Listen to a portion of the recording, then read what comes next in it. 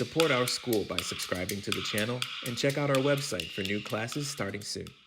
Hello and welcome back to the Columbus School of Chinese home studios and our show Ask a Chinese Teacher. Today I wanted to take a close look at a particular line of the Pinyin initials chart. That is the Z, the C, and the S. Z, C, S. When we're reading the chart, you'll notice that we read everything with a first tone, and each line of that chart will have a different vowel sound come after it. So for this particular line, Z, C, S, it's going to be the ZI sound Z, CI sound C, and SI sound S. That's just how the chart is read. Z, C, S. So why are these three sounds organized on the same line? That's because they're all produced in pretty much the same exact location of your mouth. Your tongue and your teeth are pretty much doing the same thing. The differences between the three are how they begin and how and when they get aspirated. So we're going to go through each one, starting with Z, or the letter Z. Unlike English, notice when I begin that sound, Z, Z, kind of begins quickly, almost like there's a D or like a silent D in front of it. In English, we pronounce this sound, but it never comes at the beginning of a word. Think of the word ponds.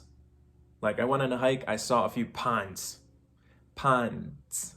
That DS sound is very similar. It depends, right?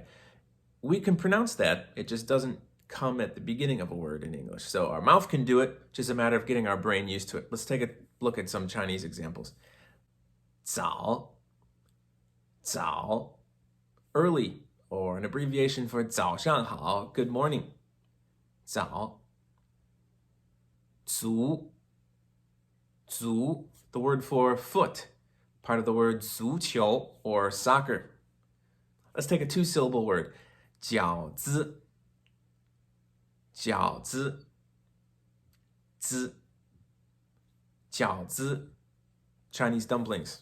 Up next, we have this letter C, 吃, 吃. This is something that I find myself constantly reminding students. Remember, a C does not sound like a k, like a K.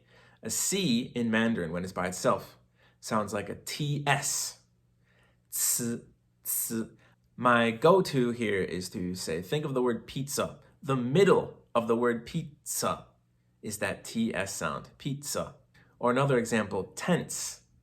Tense, that end of the word, that ts, is the C, represented with a C in Mandarin Pinyin, that TS sound. So kind of similar to the Z, we have these sounds, we can produce them, it's just that we're not used to producing them at the beginning of a syllable, or the beginning of a word. For example, grass, 草, 草, 绿草, green grass. How about starting the second syllable of a two-syllable combination? 一次, 一次, one time, one instance of something. So here, 次 is what we call a measure word. 一次, 次, 一次, 两次, 三次, etc.